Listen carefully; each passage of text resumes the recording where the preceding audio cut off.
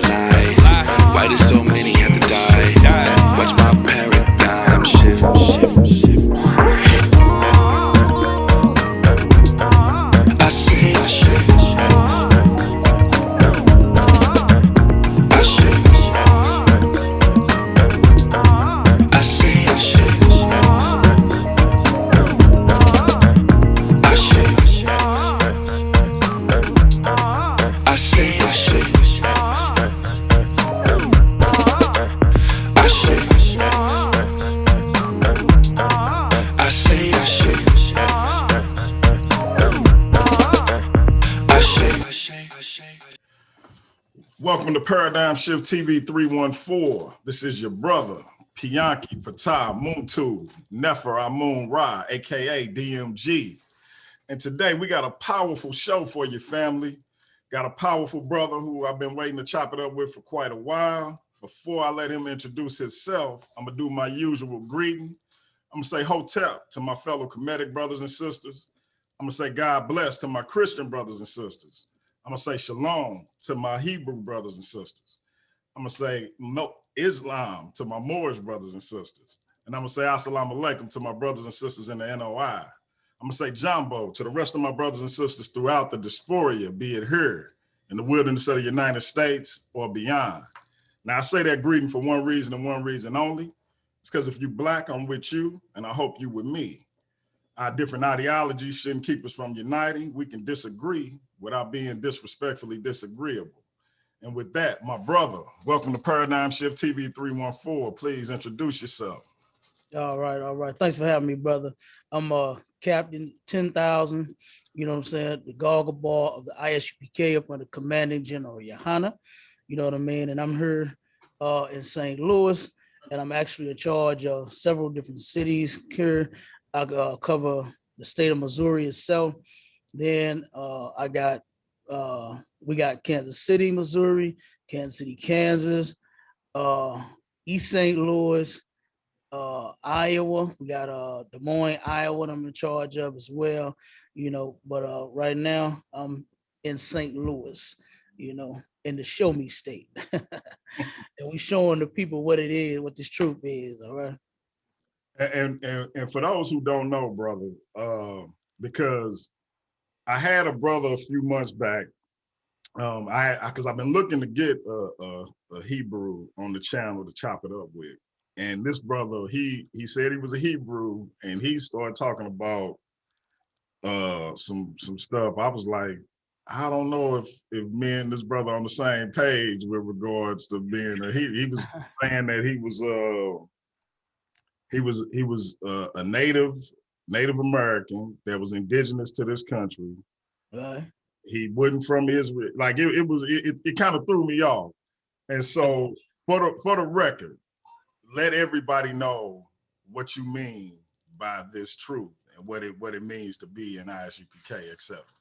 Okay, when I say this truth, right, because it's a lot of, I ain't even gonna say misconceptions, we'll just say lies. You know what I mean? That it's more than, you know, one truth. The Bible says it's only one.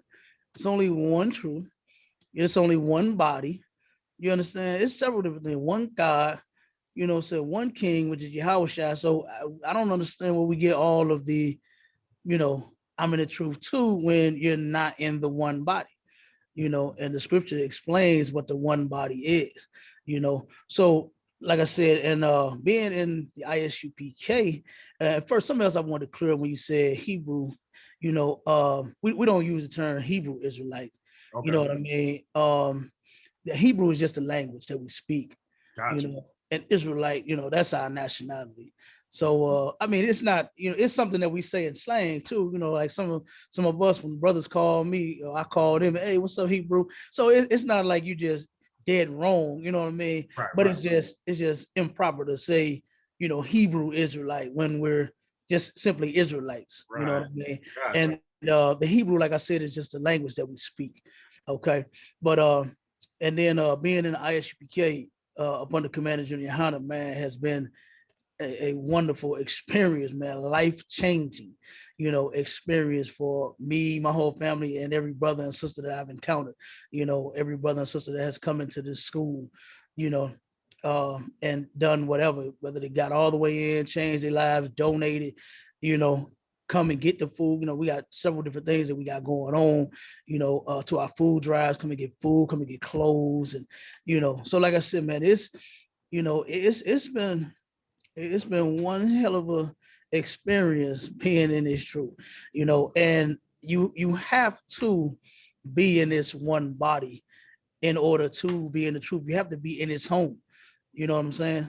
And the ISUPK is the one and only home of the truth. Got you.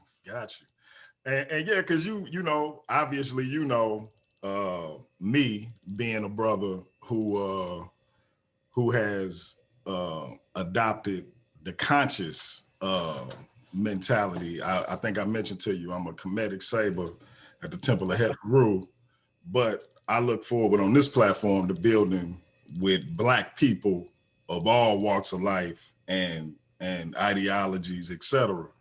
And one thing I appreciated about you, as soon as I reached out, you got back with me. You was gung-ho about coming on. And I know that, you know, a lot of people, I listen to Cross the Line Radio, you know, to Zori, I'd be like, you know, I would be what's considered the blackity black. Right. But you didn't hesitate to come on and build, you know what I mean? Right. And I wish it was like that, and it was more open-minded like that with most of our people, but we know right. That's not the case, particularly with our Christian brothers and sisters. I know my particular outlook is ostracized, and I know yours is too. Speak to that with regards to how the Christian church looks at an organization like ISUPK or you being an Israelite. Okay. Well, the Christians and other brothers and sisters that's in different organizations, what they'll understand is that we actually need to have this conversation. You know, yeah, if you in Kemet, if you in the Christian church, if you're in Islam or whatever it is, we have to turn around and come together and have that conversation so that we can get to, like what they say, the bottom of it, right?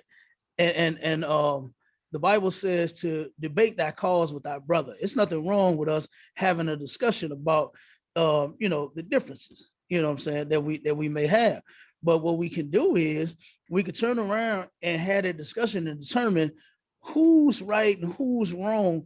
You understand? And then that way we can better come together, because the scripture says that how could two walk together unless they agree? You know what I mean? With us being in, like, for instance, the Christians in the church now, they are some of the, the Bible says that Judah has become a homeborn slave. They are the slaves. You understand? Us in the ISUPK, we the ones that want to be free. You understand? But them, they love slavery. They love it. They love their white Jesus. They love the speaking in tongues, the blah, blah, blah, blah, blah, blah. They love that nonsense that they're doing when it actually has nothing to do with the Bible. It has nothing to do with God. It has nothing to do with Christ, and it's not even in the Bible.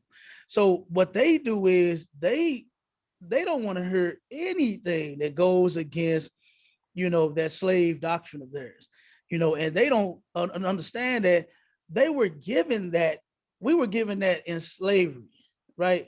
To make us better slaves. Christianity is not something that the white man set us down and said, you know what? I love you with the love of God. Sit next to me. Praise Jesus. You have a Bible? I have one. You understand? That's not how it happened. He turned around and used to have us, he used to have church, whatever he would have it outside on a building, and he would have us sitting in the back.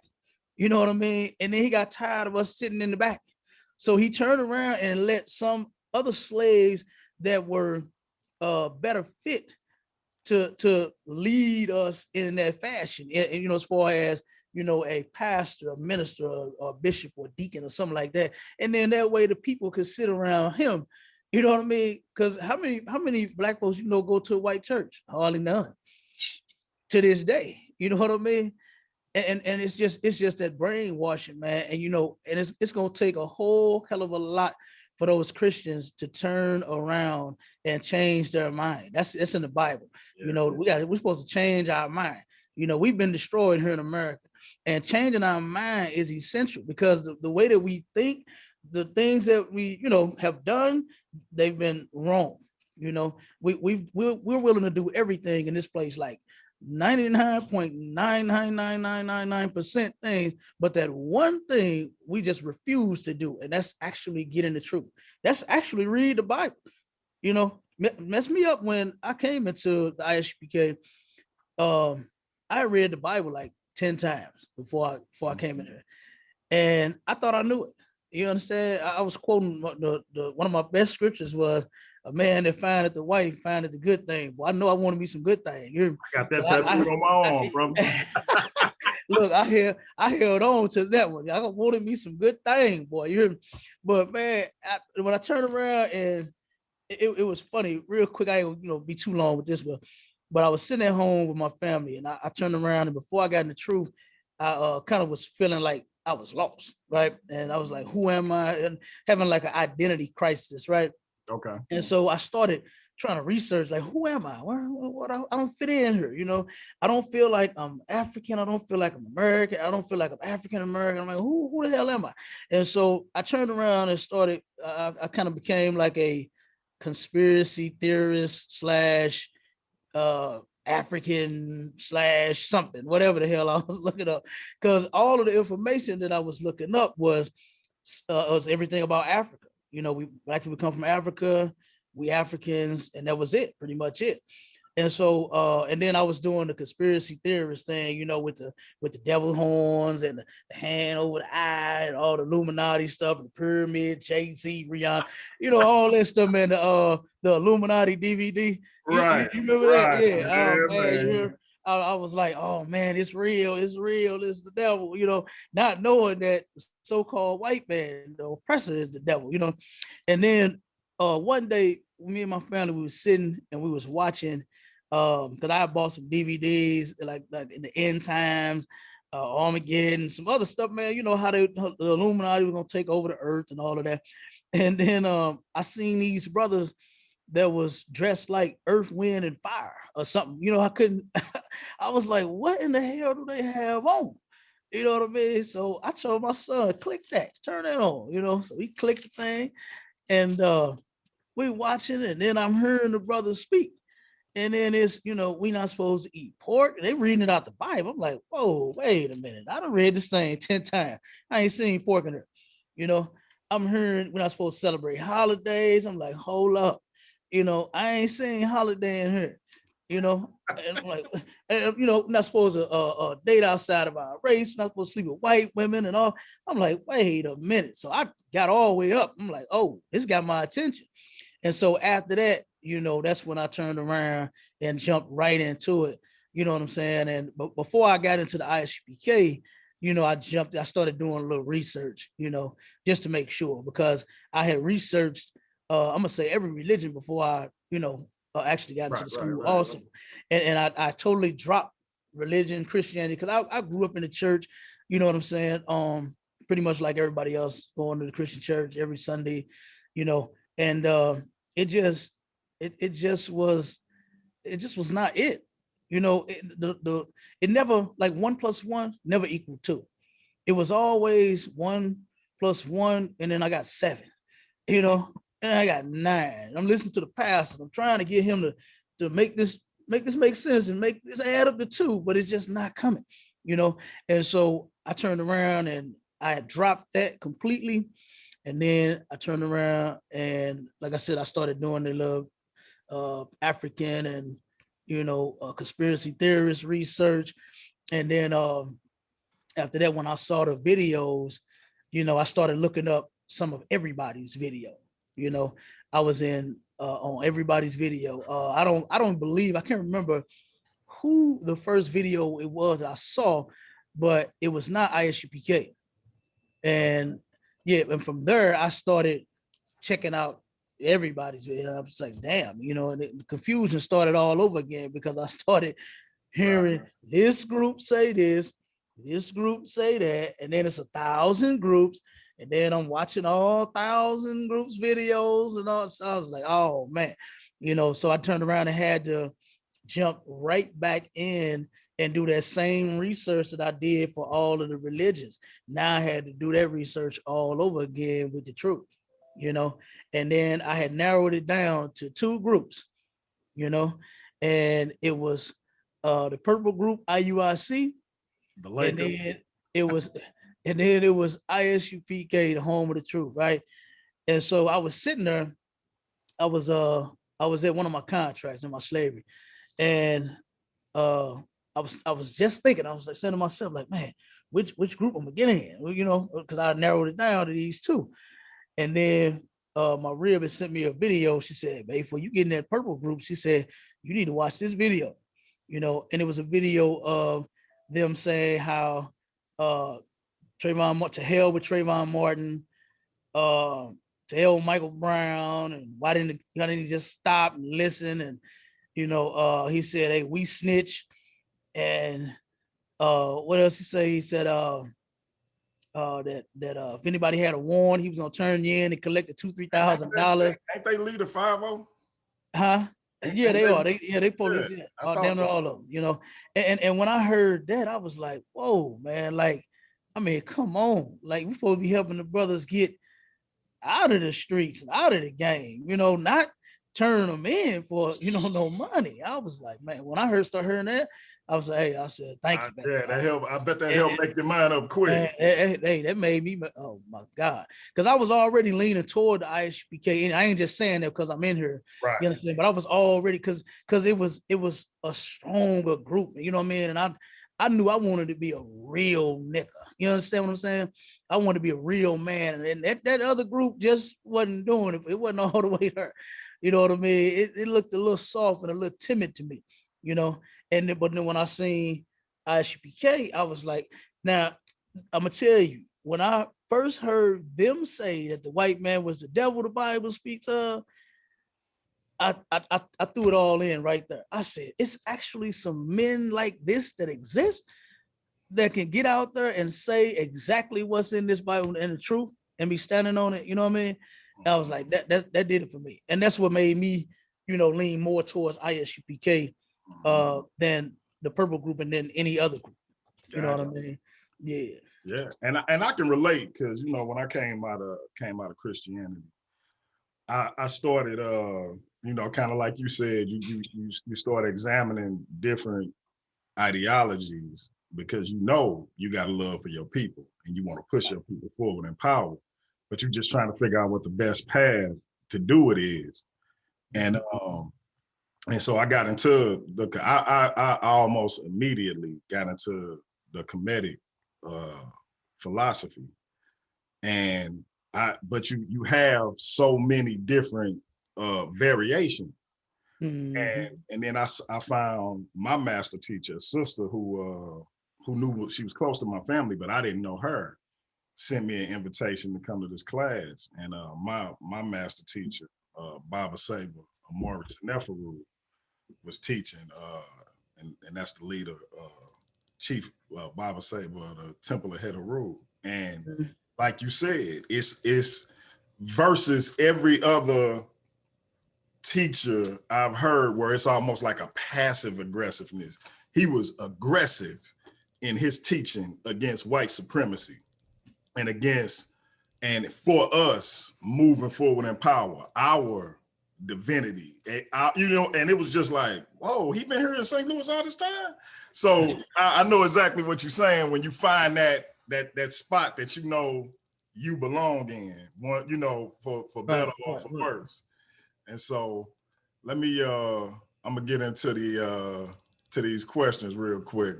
Okay, no sweat, bro. And so question number one, brother. What were you doing before you came into the truth? Okay, pretty much I was living like most of our brothers, man, that's that come up from broken homes, families on drugs, selling, using, you understand, all of that, man. That's what I was doing before I got in. Then I turned around and slowly but surely I was trying to change certain things about myself and about my life. I'm trying to figure out how to fix it by myself on my own, by myself. And then it just wasn't working. It wasn't enough, because I still had so many problems, so many different things that just kept going wrong, had my head spinning, every day, here I think I'm going to make it a mark moving this way, but then turn around and I'm like, oh my God, now they didn't crash, and then, like I said, but trying to fix yourself, it just ain't gonna work that way, And like I said, I turned around, I was in the streets and things like that, man. Like I said, just like almost all of us, that was the design for our people, for our demise is the streets, you know what I'm saying? Is now ain't nothing wrong with the ghetto, you know what I'm saying? The most beautiful people to ever live, you understand, reside in the ghetto and in the barrios and in the reservations. Blacks, Hispanics, and Native Indians. So ain't nothing wrong with the ghetto. I don't have a problem with it, what I'm saying, being called that or being called ghetto, you understand, or whatever it is. But, the things that the devices that our oppressor has placed in the ghetto for us to destroy ourselves. Now that's what I'm talking about, such as the drugs, the homosexuality and the lesbianism, the strip clubs and the mollies and the Christmas, what I'm saying, the 4th of July, the Labor Day, the Martin Luther King Day, the Valentine's Day, all of that stuff, man, is playing a huge part on the destruction of our people. And I have, was a partaker in that as well, what I'm saying, just like the majority of us have been. And, I turned around and finally, like I said, but before I saw that video when I was researching the Illuminati and looking at the Rihanna video where she where they say she made the devil's face with her back and all of that, and when I was looking that stuff up, like I said, I came across some Israelites on on YouTube. And then it just went from there. And then that's when I turned around and did what the Bible says, and made my election sure, and I made mine sure, and I joined Commanding General Yahanna of the ISUPK in his quest of doing what the Lord calls for every Black, Hispanic, and Native Indian man to do once he wake them up, which is to fix his people. That's what's up, bro. That's what's up. And I got a potential debate for you too. Once we get ready to close out. Ain't no sweat. We're gonna go to number 2. How did you know? And you kind of touched on this earlier, but you go a little more into it. How did you know ISUPK was the home of the truth? Okay, it's real simple. It's not magic, no angel fell out of the sky. God didn't talk to me, wake me up. You know how they do in the church, man. It's always something miraculous that doesn't happen. You know what I mean? Like I said, I touched on it a little bit, and I ain't gonna go too far back on that. But I started seeing the videos on YouTube, right? And then once I narrowed it down to those 2, and the ISUPK was able to walk me through all of my questions and the Bible to show me, not just say it.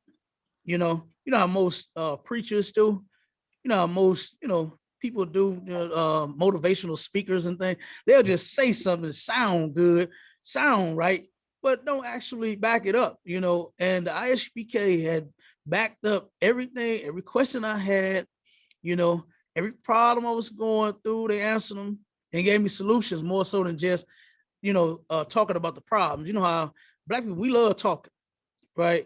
And I'm one of those people that love talking myself.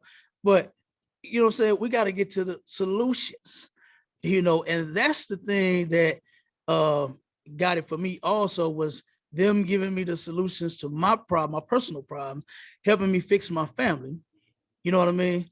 And like I said, walking me through the scriptures and showing me exactly what it meant and giving me the breakdown, the correct breakdown. And then after that, I seen some older videos of the ISUPK to where, guess what? They had not changed none. You know what I mean? And they had the best, what we like to say in the word, track record. You know what I mean? They had the best track record of any group out there, any older group, any newer group. I've seen some new groups that turned around and changed their doctrine immediately. Like they came in this way, but then now they saying this, and they just started off. You know what I mean? And then to have that reputation of holding down the truth and speaking the exact same things, doing the same, dressing the same, doing everything the same since 1969, to me, that was outstanding. Okay. Because the church has been here for hundreds of years, man. The Black church by itself. And guess what? We ain't got nowhere, So by them being able to walk me through the scriptures and teach me exactly what the Bible meant, that meant everything to me, because I was trying my best when I was in the world. I was like, man, I know I'm wrong, but I don't know how to get right. You know what I'm saying? And that's what they ended up showing me. Well, and this was before I got into the truth. They didn't hesitate.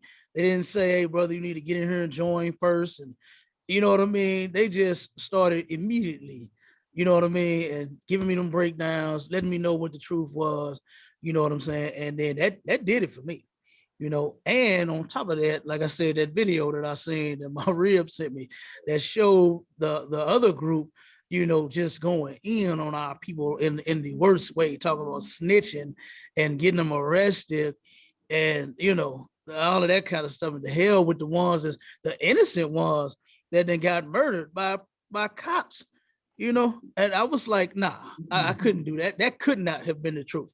So, you know what I'm saying? So I was like, I know it's the ISUPK. And it's funny, man, because a similar thing happened to me. Like my cousin, he kind of a little bit after I did, he came out of Christianity, came into consciousness. He was a big Ray Hagen guy. And Ray Hagen, like Ray Hagen, your cousin? No. My cousin was a big Ray Hagen guy. Like, you know, Oh, he was a fan of Ray big Hagen. fan of Ray Okay, Hagen. yeah. And then I came Yeah. across a video where Ray Hagen was basically siding with the cops. Right. With I the Mike believe Brown thing. And I'm like, if I'm not no.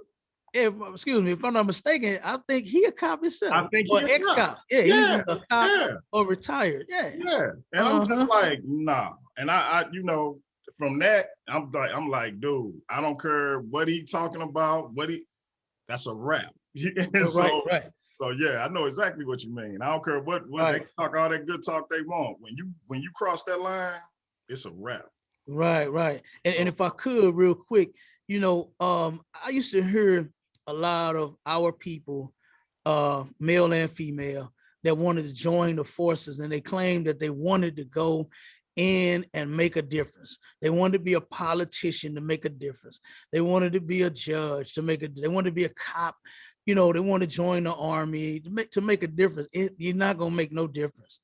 You know what I mean? I just pulled out an article, and I pull it all the time, to where it was a cop right on the north side. He turned around and there was a car accident outside of his house. And he goes outside, you know, to check, make sure everybody was okay, check to make sure the scene was all right. He got his gun on him, got his badge on him. He had, I think it was two other patrol cars pulled up first.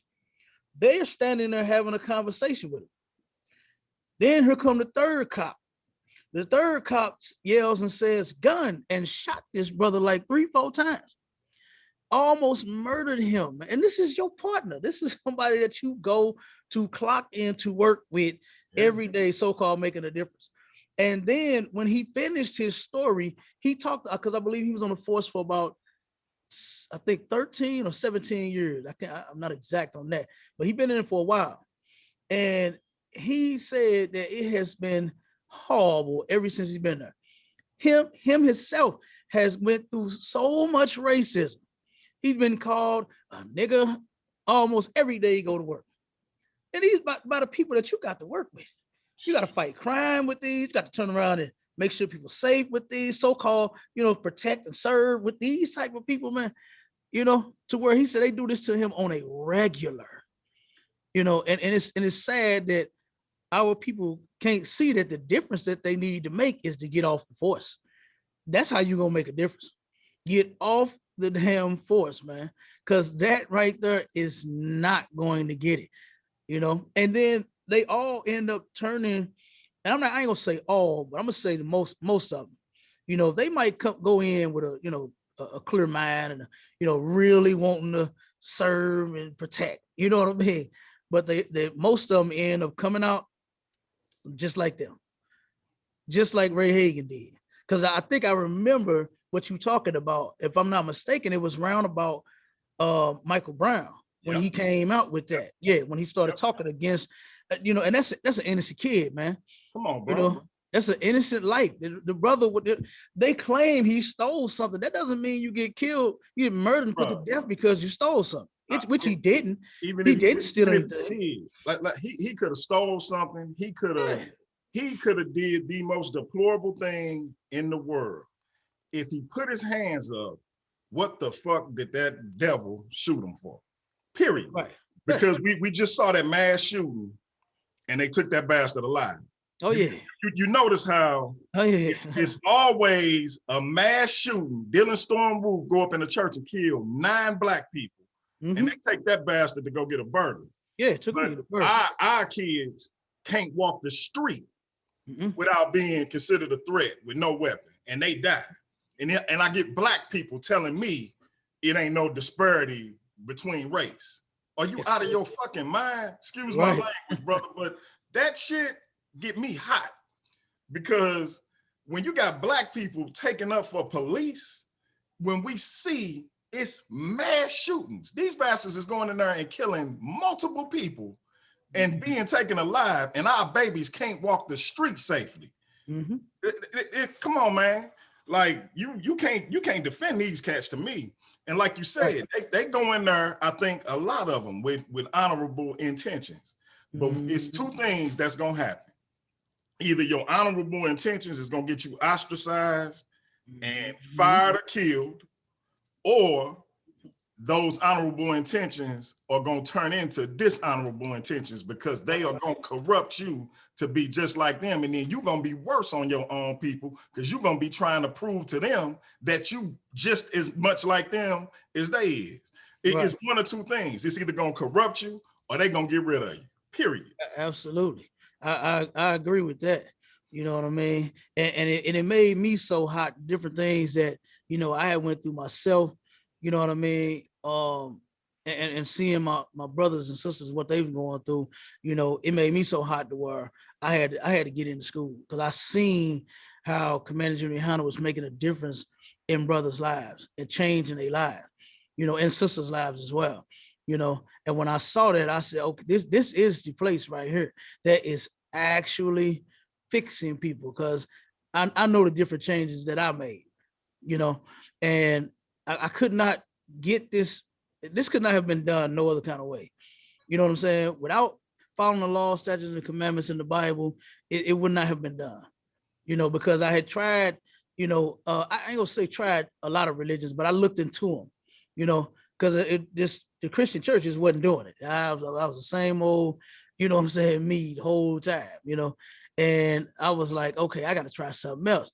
And I looked into Islam, and you know, I knew I wasn't a suit and a bow tie, a bean pie, you know what I'm saying, brother. I knew I wasn't that. And then I looked into other religions and I just knew I was like, nah, that just don't, it just ain't me, you know. And so I turned around and that helped make that decision, helped me make that decision as well to get into the ISUPK is, like I said, the solutions, you know, the solution to black on black crime, the solution to the oppressor and him murdering our people and every other thing is right here in this school. You know, it's right here in the Bible. It's been there all the time. The pastors and the choir been singing and slobbing over the book. You know, it's right there. This is not even a book. The Bible is not a book of, you know, songs. You know what I'm saying? It's like they make songs. They go in there. And I've seen and heard. You know, I went back and was thinking to different songs that I heard in the church because my family had a choir. You know what I'm saying? And damn near everybody in the family know how to sing. And they turned around and I remember I'm reading, I'm like, damn, that's the song that they were singing, you know what I'm saying, off a couple of scriptures or a couple of verses. And, you know, and this ain't that, you know, it's not that at all. This book is a history book. It's how we turn around and we say like, you'll rise to power and then I'll fall. And then how we gonna rise again, you know, and that's the blessing part about the Most High is, you know, having a living power. Living, the word God means power. Having a living God is, you know what I'm saying, he turned around and yeah, we disobeyed him, we fell off, but then he gave us the way back. And it's in the book. And the oppressor and those preachers, you know, don't want you to know that that's what's in here. The preacher gonna get cut off. He ain't gonna get no more money. He ain't gonna get no more money. He know that if you know the truth, then it's over for him. So that's why they give you all that razzle and dazzle. You know, I did some extensive research one time. I'll make this quick. They had take your time, bro. They had all the water, bro. I appreciate it. Thank you. They had all of the mega preachers on trial, right? I don't know, you might remember this, but they had this was all in the Post, damn near like every week. TD Jakes, Creflo Dollar, Tammy Faye Baker, Paula White, Benny Hinn, Joyce Myers, you name them, man. They was all in this, and it was that the preachers was making, you know, enormous amounts of money and living lavish lifestyles on donated funds. And so now, you know, the government want his cut. You understand? Uncle Sam, he wants you. You understand? He wants that money you get. So they turned around and put them all on trial, right? And they start exposing them in some of the worst ways.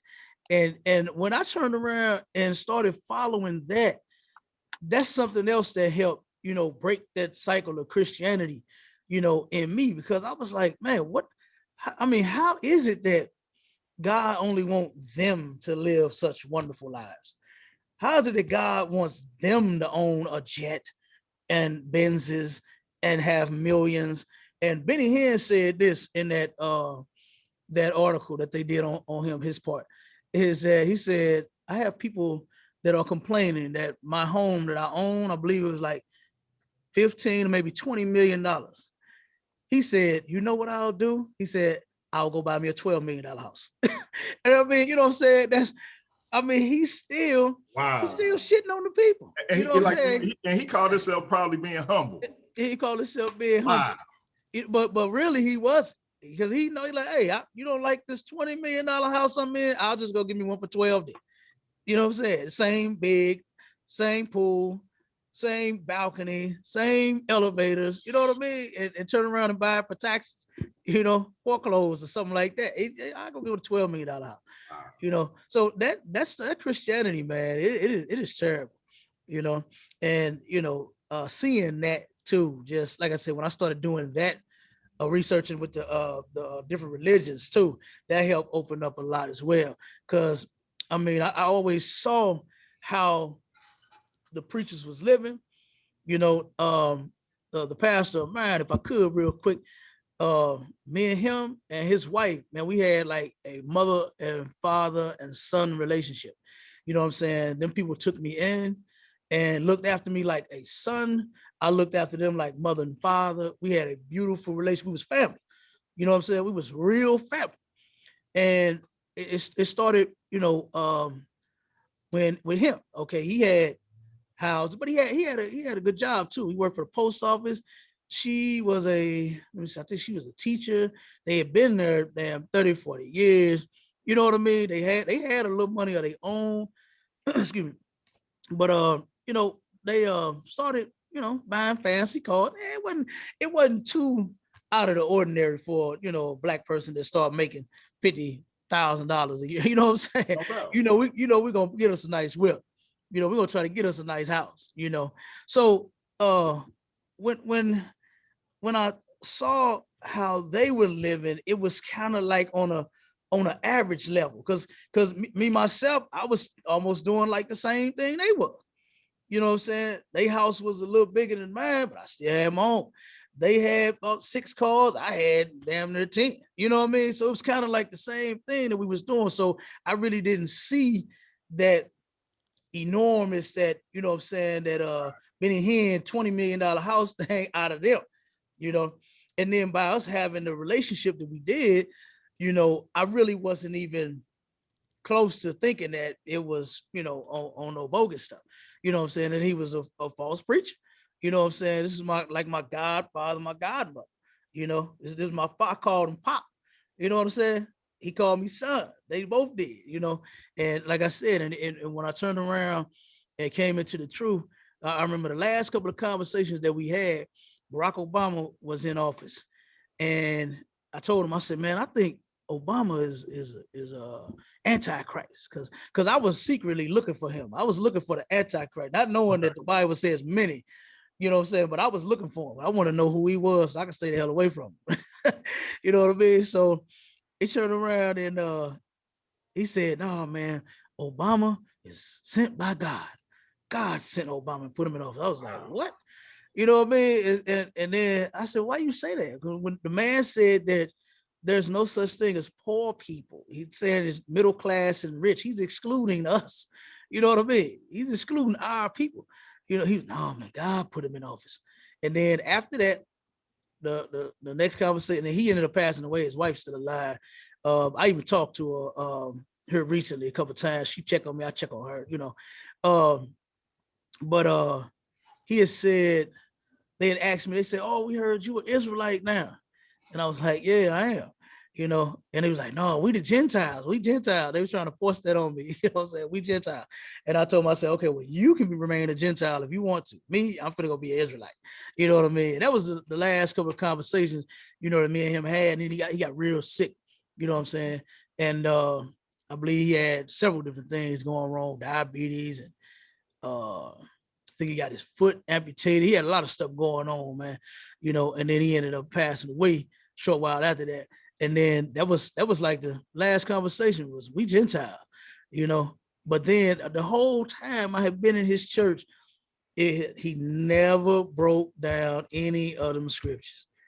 He never did it. He'll go do the same thing. 1, 2, preachers do the 1, 2. You know what I'm saying? They go to one scripture, then they might pull another one. But after that, they singing and dancing. They got the music going, and that was it. And his thing was he used to prophesy, he'll tell you, young man, you over there, stand up, brother. You know what God said, boy, he about to bless you. That was his thing. He wasn't more so singing and dancing because he ain't really had no big choir. You know what I mean? But they did play them songs and stuff like that. He had a few people that would sing. But his thing was telling folks, hey, sister, you right there. You know what God said? 6-figure blessing coming your way. Stuff like that. And he had people believing in, money is going to fall out the sky. God just going to show up at your doorstep. He's going to send Jesus to your bank and make a deposit. You know what I'm saying? All that kind of stuff, man, And once I started coming into the truth, I turned around and I was like, nah, this ain't right. There ain't no magic in the Bible. It's not magic in there, but it was magic all in that church, And it's funny you mentioned that because my wife is still a Christian. We've been together almost 25 years. We've been knowing each other since 2nd grade.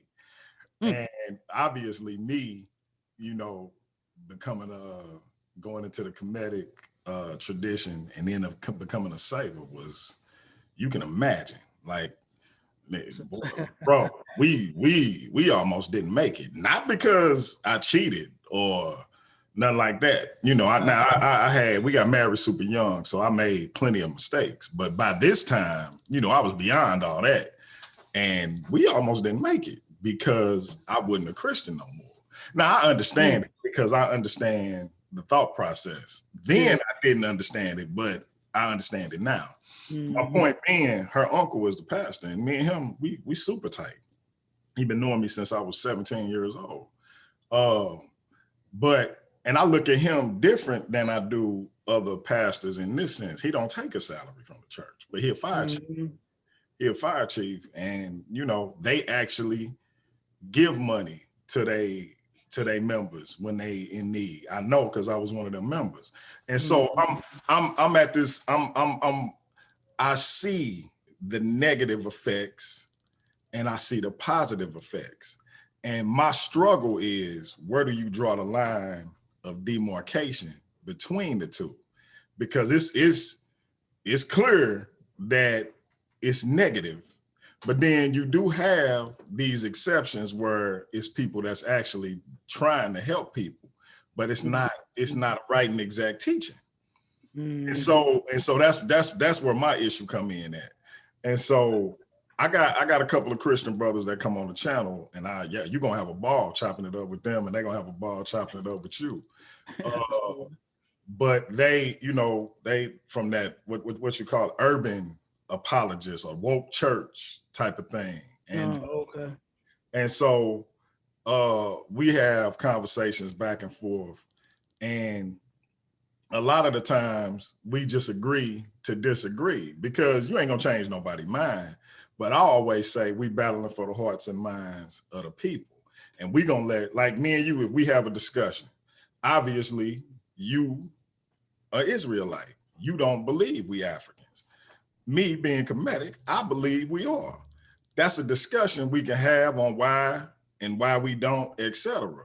The people will be edified because, like I said in my opening, we can disagree without being disrespectfully disagreeable. We ain't got to do the little crazy stuff where it look like we beefing, because at the end of the day, we can move forward as brothers. Because I said this a long time. I think I emailed this to Cross the Line. I'm not going to certain people in the so-called conscious community if I need somebody to come and help me deal with my daughter being missing. I'm going to the Panthers. I'm going to ISUPK. You understand? I ain't going to SETI.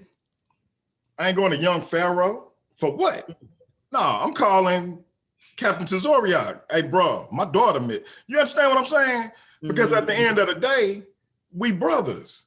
Aside from our ideologies, we can deal with that later. But when it comes to everybody helping each other and making sure our people eat and get what they need, we could put that stuff aside, and then we could, like you said, we can dialogue about who's right and who's wrong, and then the people will be edified and they can make an educated decision based on the conversation we had. And so I feel like it's the same way with the church. Do you feel like it's any churches at all that's trying to put their best foot forward? No, I do not. I knew you was gonna say that. None. Zero. Zilch. I knew you was gonna say that. No. I turned around and I'm gonna answer that too. And it has nothing to do with me being an Israelite. I'm gonna say it first, because I actually researched religions, Christianity, Pentecostal, Apostolic, Baptist, Jehovah's Witnesses, all of them before I even got in here. And I came to the conclusion that they were all bogus. You know what I mean? Because they are all teaching doctrines of men. They all got their own way. That's just like, damn, which one is it? I forgot which one this is. It was because it was a sister that was in one of these. I can't remember which one it is.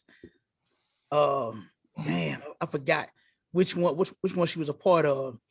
Lutheran, that's what it was. She was a Lutheran, and some of the Lutherans are against homosexuality. Some of the Lutherans are all for homosexuality. And I'm sitting there asking her, I'm like, well, how you gonna be in a gay group? And she was like, well, not all of them is, it's okay with being homosexuals and lesbians. I'm like, well, how you still a part? The Bible says that a divided house cannot stand. I can't see one half believing in you being free and gay, and then the other half saying, no, you can't. That's not together. You know what I mean? And I know that my house that I'm in right now, up under Command Yahanna, this thing is together. We are together. We don't believe separate things. We don't teach separate things. We don't do separate. We do it all the same according to the scripture, right? And when I turned around and saw that, I was like I said, I kept doing the research on religion, and that makes no sense, And so when you go through each and every last one of them teachings, it's all false. They all teach something that is a lie. Then at the start of every religion, you can find a white man that founded it. You know what I mean? So that right there is, I knew that church, and like I said, no matter which one, Pentecostal, Apostolic, they really think that they different. They same, same Catholic damn origin. You know what I mean? So and then they have the I would say, I think like the leaders of each one to go around and check and make sure that they're teaching the same lies and all. You know what I mean? That no, no, none of them. I don't have faith in no church. I got more faith than a brother on the street that smoke crack, that's selling, than I do anybody in that Christian church, man. No, man. I knew before I asked, but I had to ask. My man. All right, brother. This question 3. As much as you are at liberty to say, tell us about your development as a man in ISUPK, from trooper to officer to now captain 10,000. And you kind of talked about it, but kind of go in as much as you can. Okay. Man, it's been, like I said, it's been wonderful in my eyes, man. To actually be taught how to be a real man, a man of God. You understand? That was always like a dream of mine, but like I said, I just wasn't getting it out the church, and I knew I wanted to serve the Lord, but like I said, I just didn't know how. And for them to teach me the things that I have now that I didn't have before, such as discipline, order, you know what I mean? Knowing rank and stuff like that, and knowing how to reverence the men that's over you, you know, because, you know, in the world, we're like, hey, I'm grown. You understand? Who you talking to? I'm grown. And it's like no brotherhood outside of the ISUPK. You know what I'm saying? It's like we don't even know how to treat each other. You know, we sleep with each other's women. We, you know, uh, I mean, all we sell each other's drugs. I can go on and on about that, man. You know, so to start off as a trooper, you know, when I first, let me see, when I first had signed up, and I said, you know, this me right here. I'm in here. I mean, I was super excited. You know what I'm saying? I knew that my status had to go up. I was like, man, I don't want to just stay in one spot. You know, when I became, because first you start off as a young man, right? You just taking the classes, you just attending the classes, you're a young man. And I turned around and I was like, nah, I got to be a trooper. I want to be a trooper. I want to put that all black. I had on all black, but I was like, I want the boots, the black. And I had Captain Malquad had reached out to me. I was watching one of the videos of Commander General Yahanna, and he was in Times Square. And he went in on some devils. He went in on them. And I was so amazed. I said, damn. And I picked up the phone and I called. And I got a call back. And it was Captain 13,000 Malquad out of Chicago. And he turned around, I had a conversation with him. And at the end of the conversation, I told him I was watching the video, you know, this and that, blah, blah, blah. You know, we had a little brief conversation. And then at the end of the conversation, he said, brother, he said, I got some boots for you. You want them? And I was like, damn right. You know what I'm saying? And so I turned around, and once I found out that I was a young man first and had to become a trooper, right? And then I turned around, I'm like, okay, so I'm gonna be a trooper. Then I started seeing, you know, the brothers. I found out that you cannot teach when you are a trooper. And one thing that I did say before I left the Christian church was I wanted to teach the Bible. I didn't want to preach. It was enough of that. Thank you, Jesus, and hallelujah, and tell the Lord, and on the side, and up and down, and to the right, and to the left, Jesus. I was done with that, man. You know what I'm saying? That got old quick. I mean, it really got old when years ago, way long time ago, when I was still in it. I was getting tired of hearing it every damn Sunday, but I didn't know nothing else. You know what I mean? And so I turned around and said to myself, I said, man, I want to teach the Bible, you know, versus preach, you know, a preacher, you know what I mean? And I turned around and found out that this was the place that you actually learn how to be a teacher and how to teach the Bible and how to teach it correctly. And so from there, I was saying, oh, I got to be an officer. You know what I mean? And I started working and proving myself. And I got a call from Captain Malquad again, early one Sunday morning. It was probably about, let me see, because I've been in the truth right at 7 years. And this was about 8, 9 o'clock. And I think I was a trooper then. And I had made trooper. And then he turned around and he asked me, he said, man, we're going to need you in Chicago. Because what I was doing was I was going to camp. I looked up the closest camp to me, which was Indianapolis. And now it's Captain Kapash, right? And when I seen him, man, my whole family, my sons, my daughters, and everybody, we watching the videos of him, and everybody just fell in love with the cat, man. You hear him, Captain Kapash was so cool. You hear him, all my kids loved his little braids and his beads. He used to have on his hair, man. And I said, I got to get to camp with them brothers right there. It was Captain Kapash and Officer Isupk, right? And I started going out there. I had that zeal on me. I rode my motorcycle to my first camp. You know what I mean? I said, man, I'm going. Sun came out. I said, I need to get there fast. And so I jumped on my bike and rode all the way up to Indianapolis for my first camp.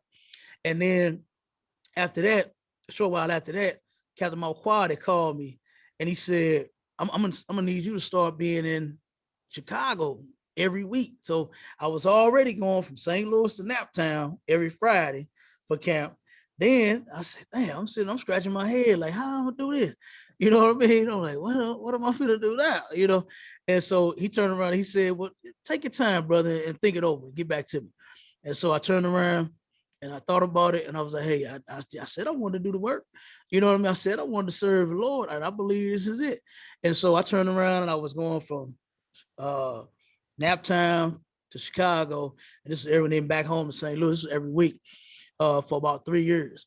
And then in that time, as I continue to do the work, you know, that's how you get rank. The Lord gives rank. You know what I mean? You turn around and say, for instance, if you are doing nothing, then you get nothing. I mean, that's with anything. You know, if you go to work and you don't do nothing at your job, you're eventually not going to get your check. You know what I'm saying? They're going to get rid of you. You know, you're not going to get a promotion. You want to turn around and go from sweeping the floors to managing the floors, but you're not going to do it when you can't sweep the damn floors. Thanks. You know, and that's where you have to come in at the lowest spot as a trooper. You're carrying the boxes, the camp equipment. You're loading up the buses and the vans.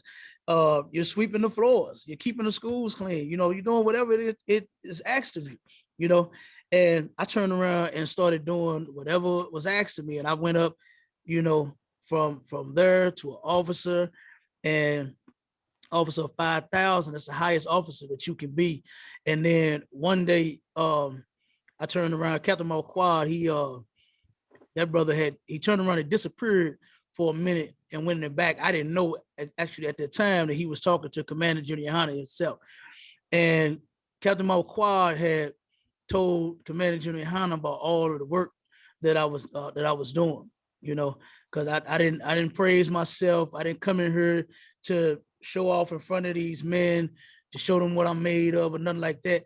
I actually, you know what I'm saying, wanted to prove to the Most High and our King Christ, you understand, first, then Commander Junior Yahanna, because he the head of this school. So I wanted to show them that all the different things I had done in life, I'm going to do it right this time, you know, and I'm going to turn around. I'm going to do it because I gave my all to the streets, and I'm going to give my all to this truth. You know what I mean? And I turned around and he went in the back and had a conversation with Commander Junior Yahanna himself. And this brother fought for me to get raised up to a captain, you know. And he turned around and, like I said, I had no idea. You know what I mean? I went up to Chicago for camp one time because we hadn't had camp here because of the weather. But it was decent in Chicago at that time. So we went up there, had camp and everything. And then after that, we eating and drinking and stuff. And then after that, he turned around and hit me with it, and I got raised up to a captain then. You know what I mean? So it was a long little process, man. You know, it's not easy getting raised up in this truth. You know, Commander General Yahanna left General Muhammad in charge of that area, and oh boy, General Muhammad, he runs that thing well. You understand? And he turned around and, like I said, you got to come in here, put in some work, you know, and a lot of people just don't want to do it. You know what I'm saying? Some of our people just don't want to do the work that it's going to take to build up your people, you know. So it's easier to just go home and, you know, be a Yehuda and Yeshiva on Facebook and on YouTube, you know what I'm saying? And type your way through to the kingdom. So what you think all day, you know, but instead you're supposed to be out here in the streets doing the work, same as Christ. You know what I'm saying? Same as the men before him, not over him, but before him. You know what I'm saying? So, you know, like I said, I've only seen that done in the ISUPK. And then one more thing, if I could, to know that all of the groups had came from the ISUPK, that turned around and that did it too. That put the icing on the cake, because I was like, okay, so instead of the Ubu, I'm going straight to the Fubu. You know what I'm saying? I ain't doing that. You understand? I ain't trying to go to the flea market and get the knockoff. I want the original. You understand? I'm going to the mall. I'm going to Macy's. I'm gonna spend that extra money. You know what I'm saying? I'm gonna do that extra work and go on and get the real thing. You know, they made a song about it. They said ain't nothing like the real thing. You know what I mean? And to go with the fake, it just, I've never been fake. Even when I was in the streets, I kept it real according to the streets. You know what I mean? Right. And I most definitely knew that I had no choice but to do that same thing coming into the truth. You know what I mean? But yeah, that walk from young man, boy, you got me thinking of a lot of stuff now. And that was a long, hard walk and drive, and man, falling asleep on the highway, going from Naptown to Chicago to Kentucky to back to St. Louis, and man, and then by myself, you know what I mean? Because so for I can't remember how many years, almost them whole 3 hours driving, it was just me. It was just me in the school here in St. Louis. You know, I had a few brothers down in Kansas City, you know what I'm saying, they had just gotten in roughly about the end, but they wasn't, they wasn't troopers yet. Okay. You know, and then they not in the same city. So like I said, as I was driving, I was doing that by myself. You know what I mean? And putting the gas in the truck to get back and forth. At that time, I was the only vehicle in the Midwest out of all the schools. Yep. I believe one of the captains had Captain Kapash. I believe somebody stole his vehicle, turned around and let me see, Chicago. I don't think nobody had a vehicle in Chicago.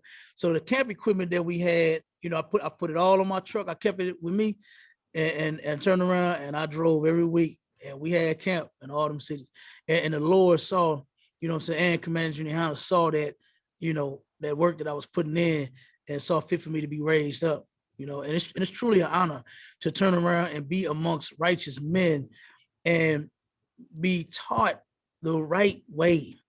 You know what I mean? That's important, because there's so many brothers out here that give you so-called street wisdom, or things that they think or they believe is right, and turn around and it be wrong also, because it's not the absolute thing that you need, but to be raised up under them and to turn around and see, because these are some mighty men in this school. And I ain't just saying it because I'm in here. You know what I mean? I'm saying it because I've witnessed the things that they have done, and these brothers, man, sometimes I don't think I'm doing enough, you know what I'm saying, compared to what these brothers over me have done. I'm like, man, I got to do more. And I try to keep that mentality, excuse me, of doing more and more and more. I don't want to fall off. I don't want to get complacent. I don't want to turn around and just be settled. You know what I'm saying? I want to do more and more and more, That's Yep. So, all right. So yeah, bro. I appreciate that, man. And I'm gonna say this real quick, man. You doing me the honor of coming on my platform, because you actually putting in work to try to help our people, regardless of if I agree with your perspective or you agree with mine. You still did me the honor of coming on my platform. So you never have to preface with, I'm gonna be short, or what, take as long as you need to take and get whatever out that you need to get out. You ain't got to do if we black, so we already know we long-winded. So say right, whatever it is you got to say. I appreciate that. But this is my fourth question. Okay. What does ISUPK as a whole consider the biggest issue that's holding our people back? Christianity. Wow. Christianity, man. That thing there has a hold like no other on our people, and I'm gonna tell you this. My grandmother, right? She she was a white woman. I thought she was a Native Indian. I was always told about my grandmother, but never told about my grandfather, my great grandfather. And it was always, she was a native. She showed me pictures and everything. She's a native. We native. She had a Blackfoot Indian. That's what it was. The Blackfoot Indians. She had the long, silky black hair. You know what I mean? Way down past her butt. And my grandmother, my great grandmother was the same. Beautiful native, but she had ended up getting into a relationship with a white man, and my grandmother was white. And she actually told and taught all of us in the family Christianity.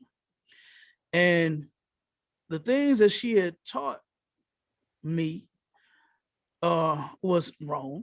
You know what I mean? It was all wrong. But that's what I was taught. So I didn't know at that time. But as I was sitting in church, I was seeing and hearing different things that was wrong, right? Like one of the choir director, I don't know why him, but it's all damn near all the choir directors is gay, right? And our choir director, he was gay. And they used to talk about the guy. He actually died with AIDS too. You know, so he had some fine sisters. Oh my God, his sister was beautiful. But him, he was a homosexual. You know what I mean? And he directed the choir. And that was something that, you know, I was like, if he supposed to be in here serving the Lord, why is he gay? It was just something about it. I never really heard them teach that homosexuality was wrong, and we know why.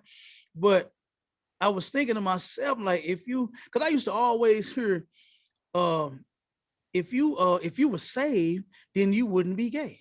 If you were saved, you wouldn't smoke cigarettes. If you were saved, you wouldn't smoke weed. If you were saved, you wouldn't do this and you wouldn't do that. And you would, so that kind of put, like, you know, a right and a wrong on things. And it kind of turned around in my mind, made me believe that, okay, so if you do certain things, and or if you claim to serve the Lord, then why would you do certain things, right? And I turned around, and the Christianity, the stuff that I was just taught was, it just did not, it just didn't go with what I was hearing and what they was teaching, you know. And so Christianity, when you turn around, and the way I saw it was, I was always confused. Nothing ever made sense, you know. And like I told you before, 1 and 1, it never added up to 2. It was always another number, you know. And I was like, man, but even, you know, in my mind, I'm seeing this stuff that's wrong. You know, I'm hearing stuff that's wrong. And I just kept going right back to that same, well, this was what I was taught. You know, this is what my grandma taught me. And, you know, like, for instance, I had a cousin, and me and her had a discussion, argument, debate, whatever you want to call it. And she had, I believe she was thinking about getting into that, the Kemetic science, religion, or whatever. And I remember saying to her, this was years ago, I was like, how could you turn around and leave what our grandmother taught us? You know what I mean? How she raised us, right? And I left it too, you know, quiet as kept, you know what I'm saying, but loud as you can. But I ended up leaving that religion as well, because it was not right. You know what I'm saying? And I remember saying that, you know, even though at that time that I'm having this discussion with my cousin, I turned around and had some stuff that I didn't agree with, that I didn't really believe, you know. But in my mind, I said, no, you know, how you gonna leave it though? You know, and I was fighting that thing the whole time. I was like, man, look, I'm in the streets anyway, and what better place for a Christian, you know, a nigga in the streets to be is in the Christian church. You know what I mean? They all believe, what is there, heaven for a G? You know what I'm saying? They're heaven for a gangster.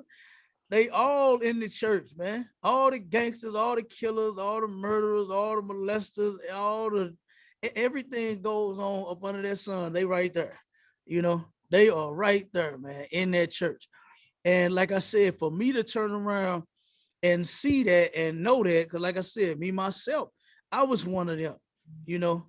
And that's what the Christian church raised, is nothing but a bunch of hypocrites, you know, to where here it go, you turn around, you go, you do all your dirt all week long, but then on Sunday, now all of a sudden you're supposed to be clean because you go to church, you know. And that right there, man, that Christianity has one of the strongest holds on our people, man, that you can, like, not even imagine, because the so-called oppressor, he done took them shackles off our damn hands and our feet and put them on our damn brains. You know what I mean? With all this stuff that they are teaching us in that church. You know, the shackle ain't on your feet and your hands no more. You know what I'm saying? It's on your goddamn brain. And when it come to, you know, their religion, man, who is the God of it? So-called white man. Who's the Jesus? So-called white man. Who's Moses? Who's Joshua? Who's Peter and Paul, James? You know what I'm saying? Who's Christ? It's so-called white man. You know, and that's what it puts into your mind. When you think about God, you think about somebody white. That's why black people have such compassion for white people. They don't even understand. It was the white Jesuses that they start putting on the walls back in the 50s and 60s and 70s. You know what I mean? They turned around, all our great grandparents had them damn things on their walls. Bro. You know, and it turned around and it made us, when we see that beautiful blue-eyed, blonde-haired unicorn hanging on that cross, and it just make you look with such compassion. But then when you see your brother or your sister on the corner begging for some money, you a crackhead, get the hell away from me. Exactly. It make you hate you. The God of Christianity hates Black, Hispanic, and Native Indian people. So if you worship that God, what do you think you're gonna do to Black, Hispanic, and Native Indian people? You're gonna hate them. You know what I mean? And if I may, how can you tell your son or your daughter not to take oppression from a white devil that's trying to keep their foot on their neck when you got them worshiping a white devil? Yeah. How you gonna tell them that the white devil ain't better than them when they praying to one? Exactly. That don't make dog sense. It don't. But go ahead, bro. No, you dead on. You know what I'm saying? And that's another thing that, you know, Christianity has our people completely confused. You know, like for instance, you cannot, like you just said, you can't turn around and say that, oh, you're this, you're great, you're Black, and be proud and this and that, you know what I'm saying, that big nose and the big lips and that nappy hair you got, love it. You understand? You can't say that, but then when you look at the person on the wall, even though that they took the white ones off the wall, you still worshiping that white Jesus. You just don't understand. Even if they put the Black one with the dreads in his head on the wall, you still worshiping the white Jesus. You know what I'm saying? They know how to play Black people, man. They know that you just give us a picture of something, man, and we'll go for it. It's like having a Black Santa Claus. Right, exactly. You ain't seeing the Black skin. You know what I mean? Right. Subliminally, exactly. You know what that is. Exactly. You think of that fat white boy. That's all you're thinking about. That better not come slide his fat ass down my chimney and try to take my kids' cookies and milk. Bro. Look, my kids know how to shoot. You hear me? They will shoot Santa's fat ass up. even you know when I was like celebrating Christmas, I told my son, I say, listen, son, you know, that's my man. You know, I got 4 daughters and 1 son. He the youngest. So I was waiting for that. And I told him, I was like, cause you know, like people get mad when you say tell kids ain't no Santa Claus. Like they get, like you want to talk all this Christian stuff about not lying, but then when I get ready to tell you kids the truth, you want to fight. But I told my son, I say, listen, me and your mama make this happen. Ain't no fat white man buying you. Now I call myself a Christian at this time. Right. Don't no fat white man bring you nothing. We work for this. I'm running around these stores trying to find these Avengers play sets and action figures. And right. Like, oh, okay, Dad. And he was like 3. He remember that to this day. He's 14 now. But he, like, I wouldn't give no white man credit to my son for what I do. That's crazy to me. But you know, we acquiesce to that BS all the time. Absolutely. And that's one thing I love how you and the other brothers I see from your organization speak about Commanding General Yahanna, General Mahaiman, I hope I said his name right. The other captains in the organization, that brotherhood, because that was one thing about my master teacher, Baba Sable Maurice Neferu. I remember being in the church and everybody, the Lord got this for you and the Lord got that for you, and you're gonna do this and you're gonna do that. And then as you try to apply yourself, you gotta sit down and learn. Okay, I've been studying, reading, like what you telling me the God got this for me to do, but then when I attempt to do it, sit your ass down. Right. Maurice Neferu automatically recognized something in me and other young men and said, get to work. What you sitting down, what you here for? If you're gonna sit down and watch, get to work. You know what I mean? Get start. Let's put this in action. Ain't no now if you lacking or if you still living, you trying to do drugs, drink, abusively and all these kind of things, you abusing women, like stuff like that, then he like, hold on, might have been a little premature. But if you ain't doing nothing that's a detriment to your people, he telling you to get off your ass and get to work. He ain't telling you to sit down. That's what that's one thing that I was like, okay. And that's why when I hear y'all talk about y'all leaders and y'all brothers, I'm like, I got the utmost respect. Like I said, I ain't got to agree, but I got the utmost respect for the structure. So, but if you want to continue on that track, you can continue. Otherwise, we'll move to the next question. Yeah, pretty much that was it, you know. And to piggyback off what you said about Santa, you know, I told my children the same thing, you know, is you know, we are now, it's unlawful to celebrate Christmas. We no longer do that. You know what I mean? But when I let my children know that, you know, daddy getting you, what do you want? You understand? Exactly. For Christmas, right? But now, you know what I'm saying, we don't do that because you can buy a gift anytime. Look, my kids now, man, I can't look, my kids, my 8-year-old made his own damn Amazon account. and one day his little brother, which he's 4, because I got 6 girls and 4 boys. He turned around, he turned around and took and made all of them accounts, and they had about 40 different things in the cart. You know what I'm saying? Waiting for daddy to wake up so they can show me what they wanted. And this is all week long. This ain't nothing. Ain't no special day for no gift or whatever it is when they want something. But they want it. You understand? If I got it, I get it for them. You know. So I understand what you were saying. You know, and that's the whole thing about Christianity is all of the credit goes to our oppressor. He gets all of the credit for him being such a wonderful guy. He's damn Superman. He's Batman.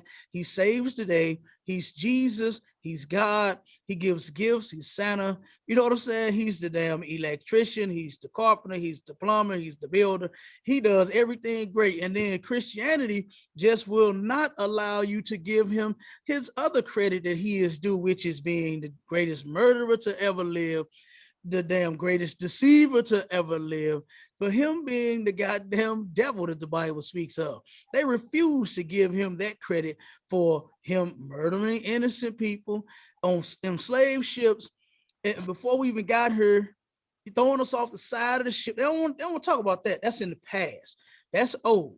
You know what I mean? They don't want to give him that credit, you know, but they will give him credit for his Christmas, for his Thanksgiving. He murdered the Native Indians, and we are sitting down. That is a spit and a slap in our brothers and our sisters' face to turn around and celebrate a day that they got murdered in their land stole.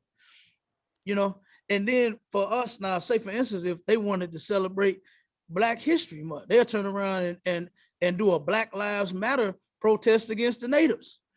You know what I mean? But they refuse to do it against our oppressor. You know, they refuse to do the thing that needs to be done, which is to separate from them people. A lot of folks think going to Africa is going to get it. That ain't going to, you ain't got to go nowhere. We done already separated right here in the ISUPK. We separated from America. We no longer do what they do. And that's a wonderful thing that like I was saying about being taught the Bible correctly, is when it was broken down to me in the Revelations where it said, for my people to come out of her, my people, you know, and not to partake in her sins and her plagues. You understand? That don't mean you got to move nowhere.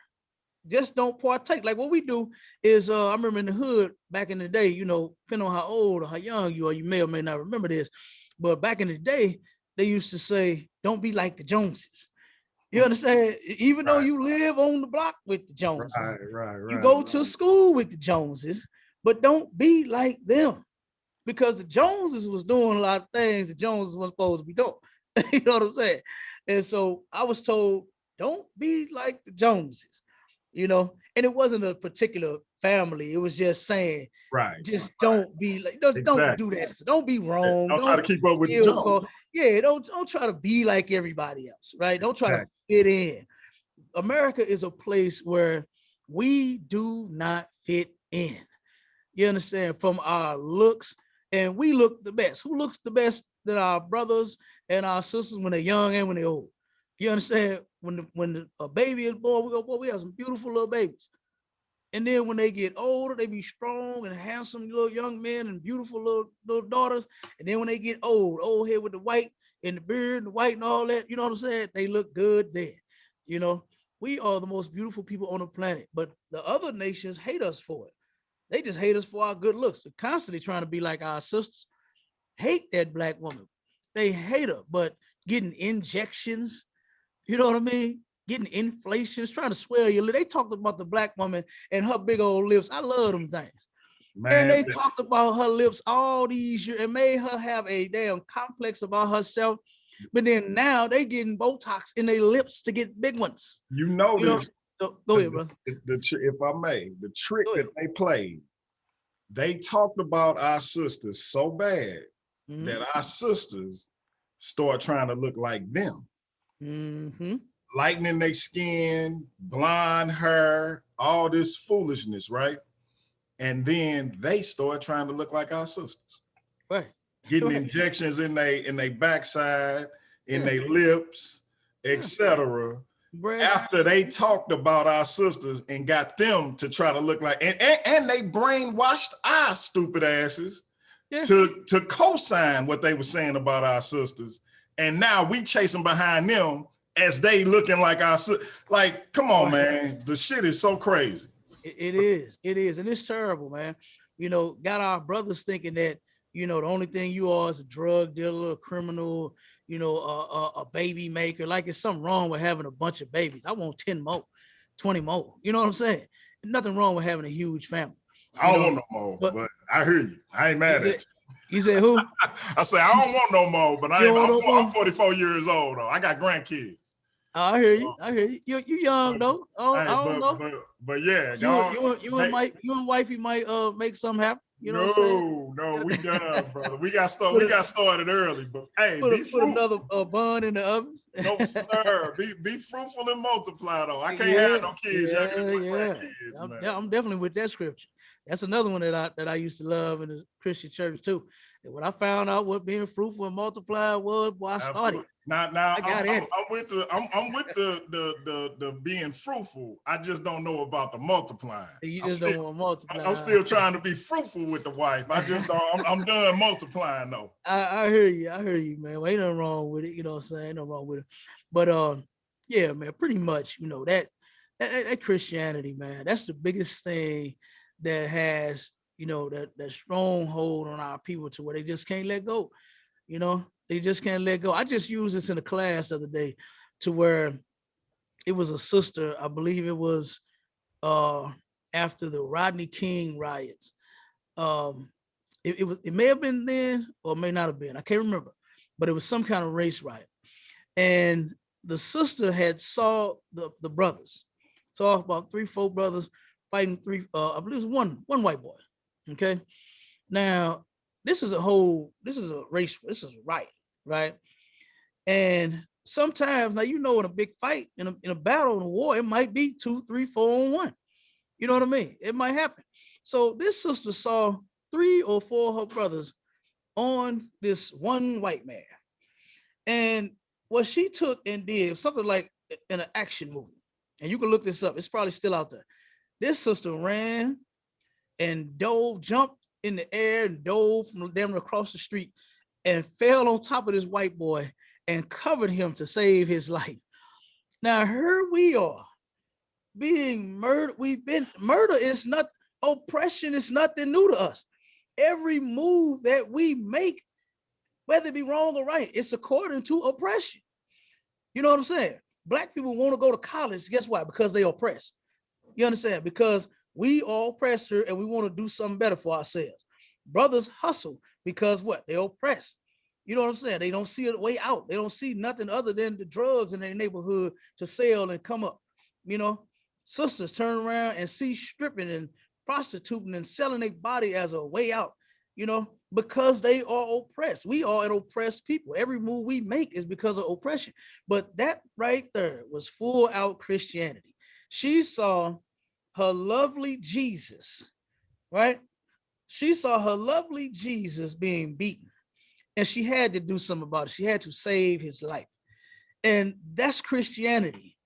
Wow. To where you take now, okay, I'm not saying, and in no way, shape, form, or fashion does the ISUPK under Commander Junior Yahanna condone violence on anyone. We don't just go around beating up nobody, right? Even though the oppressor has done what he has done to us, we still do not just go around punching white people in the face because of what they've done, right? So, but to take and forget all about what you and your people have gone through, right? Forget all about that and jump to their aid and their rescue. The same way with the movies. Almost every movie, like Denzel, except for that one that he played in, where it was about his son, you know, said, what was the name of it? Where his son needed the transplant. John Q. Yeah, John Q. The other movies, they were some good movies. But who was he saving out of time when he had to save a little white girl's life? The other movie, I forgot the name of it, when he was training the white boy how to be a damn fireman. You know what I'm saying? Just everything is to save them, but never to save ourselves. You know, and that's that stronghold that Christianity has on our people, and we believe that that's the biggest thing. If we can break them chains, we can turn around and start moving ahead. You know what I'm saying? A lot faster, you know, than some of them other religions, because those other religions, man, you know, the people that you follow have not destroyed us to the point to where we are now here in America. You know, they haven't done that. We've been in captivity under every nation, but every nation did not work tirelessly and endlessly to completely destroy us. We still had our culture, we knew our name, we had our language, we had all of that. But here in America, they stripped it all from us. And how you know that is one thing that the movie Roots, right? Now, I don't agree with the movie totally. It's a good movie. I like the series. I got it. But Alex Haley went off by selling us off as Africans, saying that we are Africans and we're not, right? And in the movie, when they took Kunta Kinte and beat him until he changed his name to Toby, right? What that turned around and did for a lot of people was they beat our nationality off of our backs, to, you know what I'm saying, to where you were supposed to forget all about it. Now, Kunta in the movie, of course, didn't. Kunta knew. He kept saying, I'm Toby around them goddamn slave masters. But he kept saying, I'm Kunta. You know what I mean? He knew who he was and he held on to that. But how many did? You know what I'm saying? How many looked at him getting beat like that? The biggest, baddest, strongest, you know what I'm saying? It's like taking Show Enough, man. And take Show Enough and whoop him in front of everybody. You know what I mean? They took Show Enough. My brother didn't pull out the last dragon on me. You know what I'm saying? Show Enough was bad. You heard me? Now you turn around and whooped him in front of everybody. And now you turn around and you got brothers like, oh man, look, whatever my name is, James. You understand? That's my name now. Earl, you know what I'm saying? You just hit some on the head that very few people seem to want to deal with, because you got a lot of black people that want to cape for white people. They want to cape for Asian people. They want to cape for all these people except for their own. They want to take up for the police. They want to tout Donald Trump and Joe Biden and all of these different people. But the bottom line is, America in the antebellum South had a system of slavery that was so unlike anything else in the world, so barbaric, so inhumane, that they called it the peculiar institution. Like this is how insane it was to everybody else in the world. They looking at it like, damn, they don't consider these people human. They breeding these people Right. like animals. Look at what they doing to these people. This is what America did.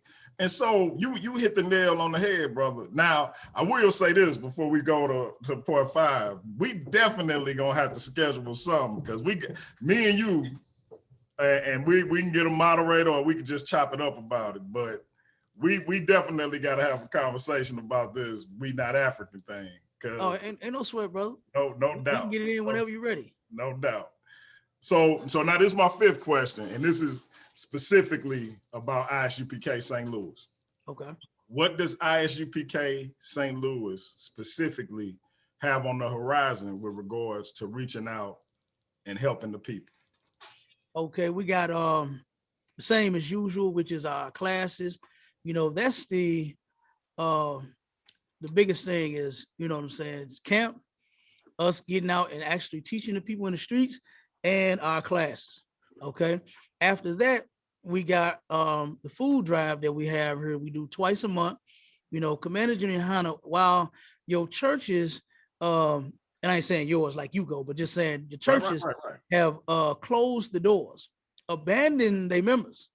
You know, none of that blood of Jesus stuff even came close to COVID-19. They would plead the blood over any and everything. But why didn't you do it over COVID-19? Why did you run? Why did you close the doors and then tell the members to slip the damn tires up under the door?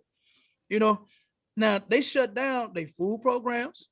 You know, the whole time while they were getting ready to close, Commander Yahanna was building us up so that we could turn around and take over and feed the people where they was going to turn around and stop doing it.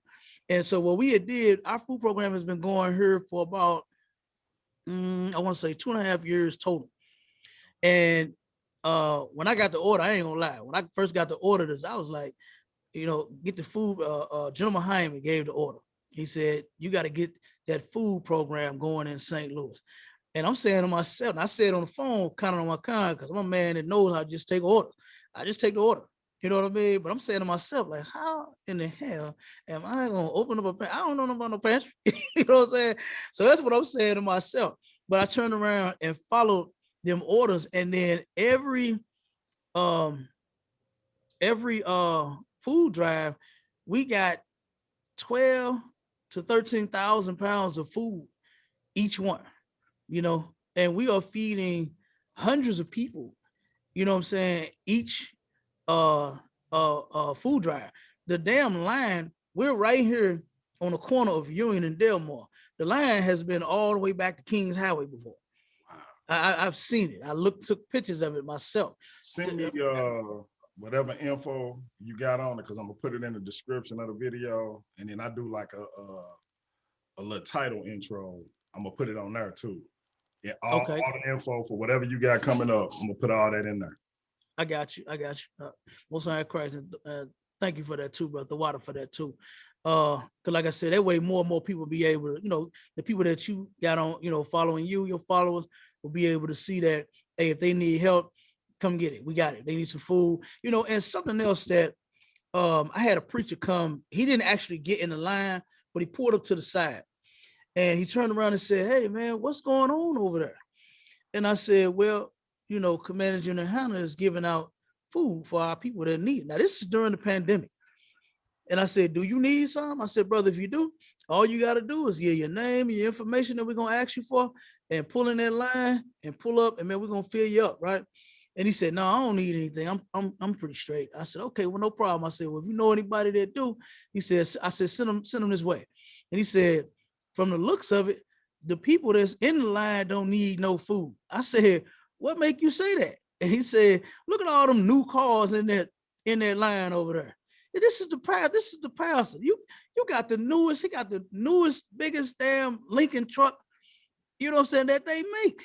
Wow. And you saying that people have lost their job. People that have been on their jobs for a long time have lost them and are now unemployed. And that's all that the pastor is concerned about. He ain't concerned about the people needing the food. I don't care if you got a new car. You know what I'm saying? What does that? You can have a new car and not have a job. You just lost it like what like thousands of damn people did. Exactly. What was that? 2 million people, you know what I'm saying? Worldwide.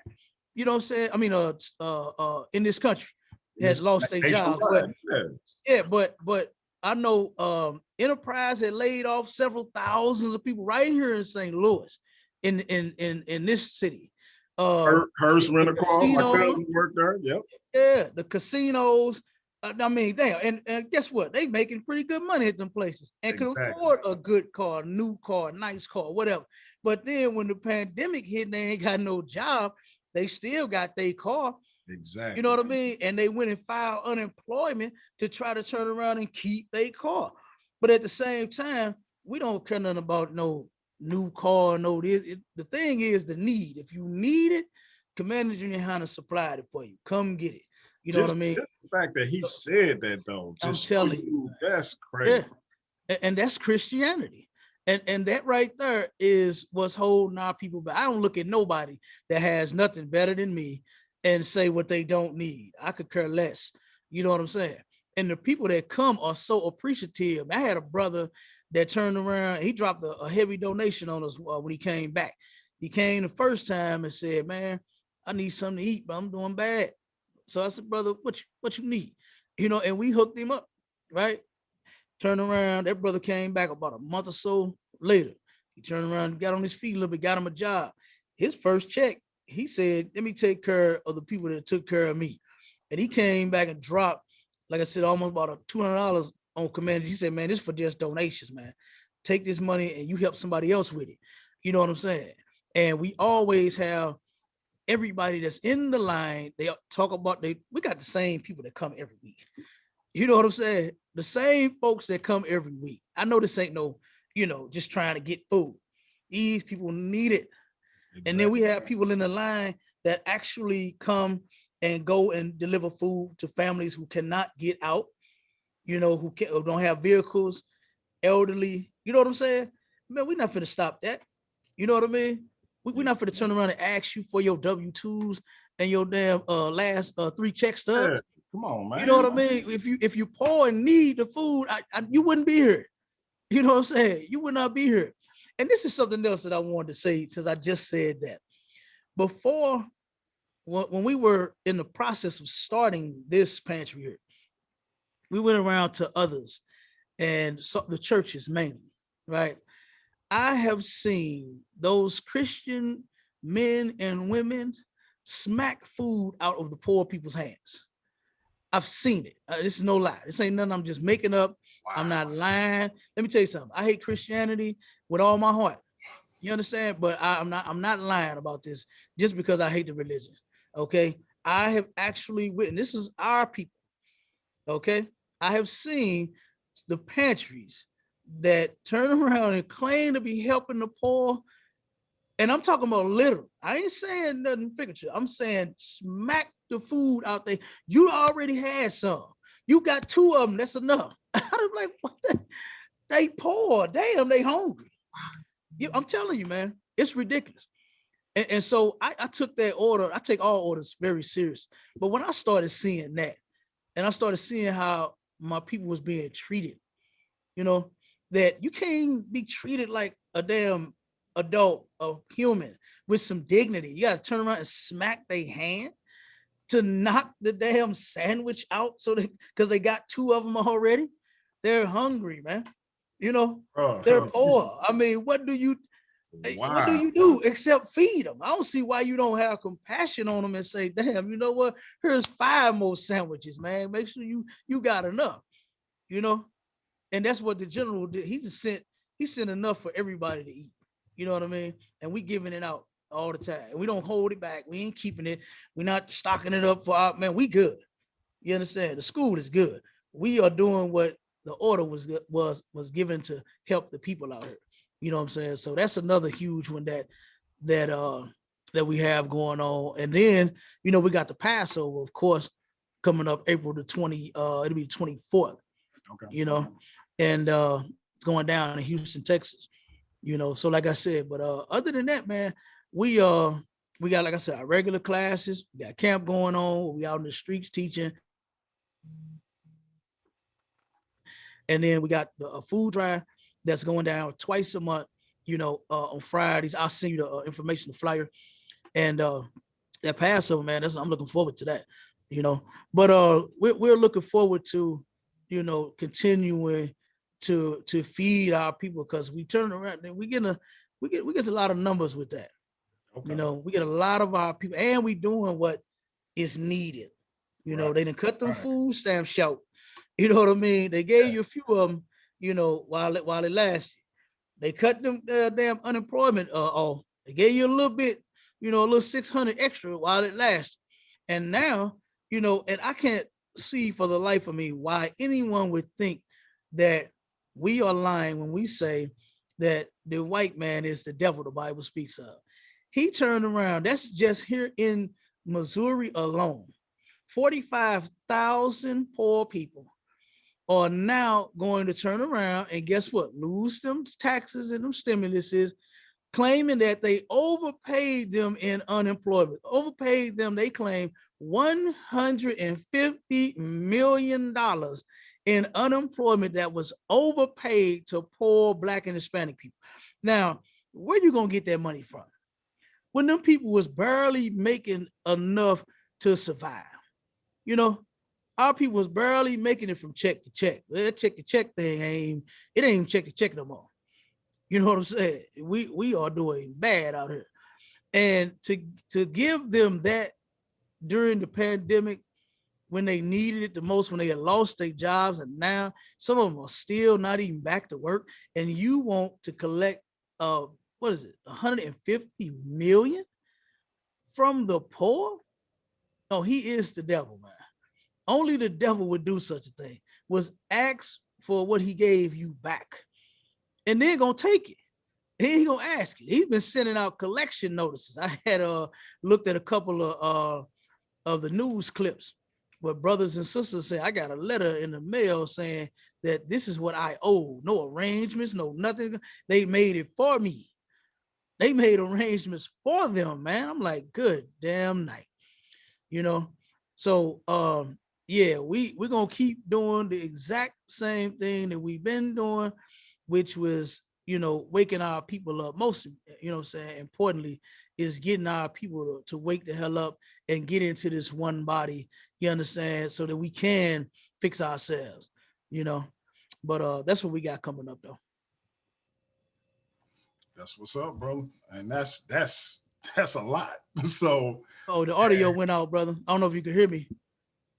Yeah, I can hear you. Can you hear me? You can hear me? Yeah. I can't hear you for some odd reason. Huh. I'm not muted. Let me see. And I didn't touch nothing, didn't move nothing. Let me see.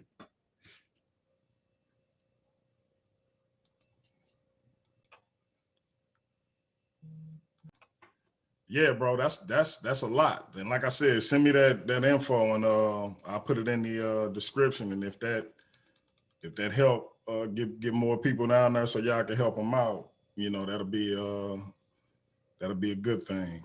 Yeah. So this is our last question, bro, and it's a two-part. All right, go ahead, brother. So the first one is ISUPK St. Louis willing to return to Paradigm Shift TV 314 to have a dialogue about the pertinent issues affecting our people, number one.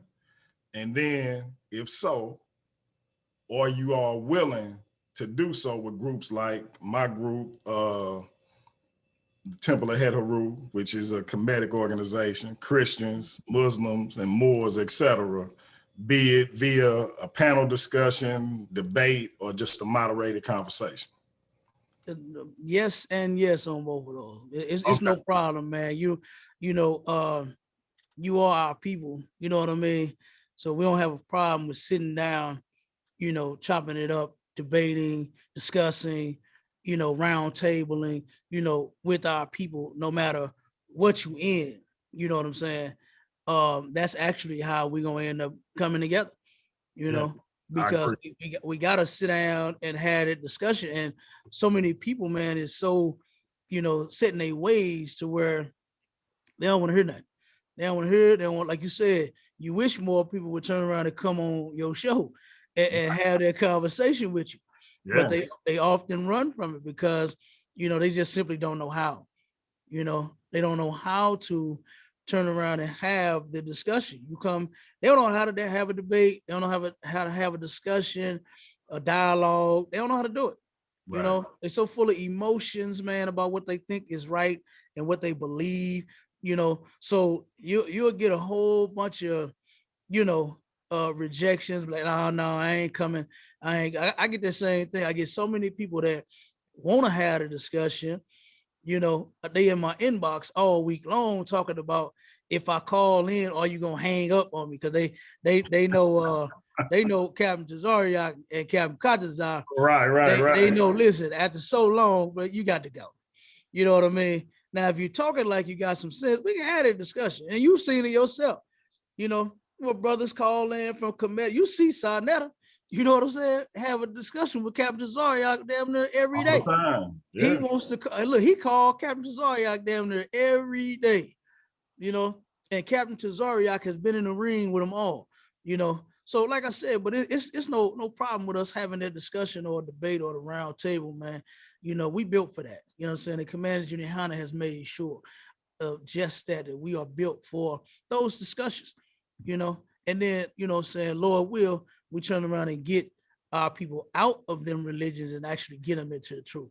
So yeah, I'll definitely come back, brother, and we can definitely dialogue with, you know, I know you say you got some Christian brothers on your you know, your show, to come on your show and stuff like that. I don't have no problem with speaking with any of them. You know, we can talk about whatever.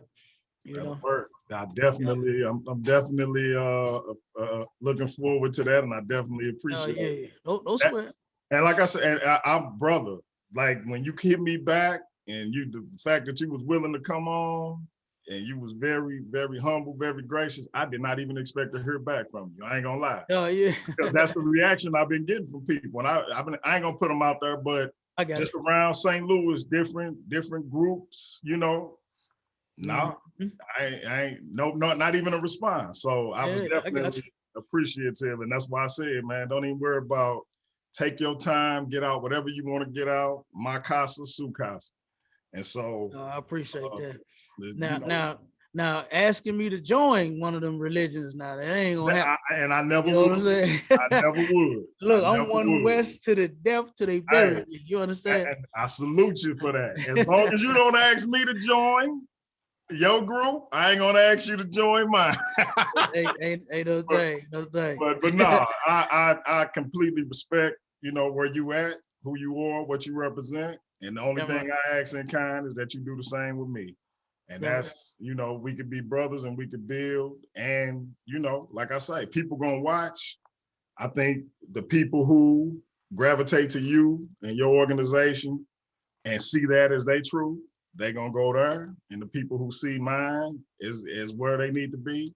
They gonna come to me, etc., with the other brothers. And so, and I think that's where the rubber gonna meet the road, where eventually things gonna coalesce. And like you said, eventually something gonna turn out to be the truth one way or the other, and everything else gonna go by the wayside. Absolutely. So yep. So yeah, we definitely can do that, brother. That ain't no problem, man. Yeah. You know, you know, for yourself and watching, you know, the ISUPK, that the generals have taken them all on. You know, the captains have been in the ring with them all. You know, and so like I said, us sitting down having a debate, no problem. Discussion, no problem. Round table, no problem. Another interview, no problem. You know. Like I said, we can definitely keep this thing rolling, brother. And I appreciate you having me on too, man. You know, even you taking the time and seeing what we doing, you know, and turn around and say, you know what, I'm gonna get this brother a spot on my show to where we can find out what Commander Junior Yahanna has him doing in St. Louis. I appreciate that. You know what I'm saying? You know, for you for that and having me on, man. I appreciate that as well, brother. No doubt, bro. Well, I'm gonna let you close out, man. Let everybody know where they can find you. If you got a YouTube channel, Facebook, Instagram, all of that. All right, no sweat. Well, again, I'm Captain 10,000 Dagal, Gabar of the ISUPK up under Commander General Yahanna. And we are actually located, our school is in St. Louis at 5261 Delmar Boulevard in Suite A. You can call us at 314-696-8288 if you want to join, if you have questions, if you need food, you understand, all of that, man. You can need counsel, you know, because we do that as well. We counsel our people. You can come here, you can call us, you know what I mean? However, you know, whatever your need is, you can call us. And with that, that's pretty much it, man. You know, like I said, you can catch us on YouTube. We're on YouTube, Facebook, Twitter, Instagram. You can look us up, ISUPK St. Louis, STLOUIS. You know, then we got our radio show coming up every Sunday. We've been doing that for over a year now. Sharpen the Sword Radio with the host myself. You know what I mean? It goes down every Sunday from 11 a.m. to 1 p.m. You know, you can check that out. Check us there. We have people that call in with questions and things like that, whether it be on or off topic. We have a text line. The number that I gave, the 314 number, the 696-8288. We have a lot of people that text their questions. You know, some, you know, still be a little nervous about being live on the line, or, you know, they might think it's a silly question or something, you know, they don't want to, you know, be, you know, oh, damn, they asking that kind of question. It don't matter. You know what I'm saying? As long as you're trying to learn, ask your questions, and you can, you know, call in. We have a conference line. You can text them, you know, and then we'll get to you, man, and answer all your questions. And Lord will, you know, our people to come join us, man, and get down with this one body, okay, with the one and only home of the truth, which is the ISUPK. That's what's up, my brother. That's what's up. Y'all heard the brother. Check out all his social media sites, YouTube, Instagram, Facebook, the whole deal. This is a good brother. He doing good things for the people. So check him out. Once again, this has been Paradigm Shift TV. I'm your brother, Piyanki Patah Muntu Nefer Amun Ra, aka DMG, Chief Saber of the Temple of Het Haru, under the leadership of Baba Sabo, Maurice Neferu, Queen Mother, Annie Teray, Aset Akua, Kitty Haru. And we're going to get black at you soon. Brother, it's been an honor. I appreciate you. And that is peace. We out. Shalom.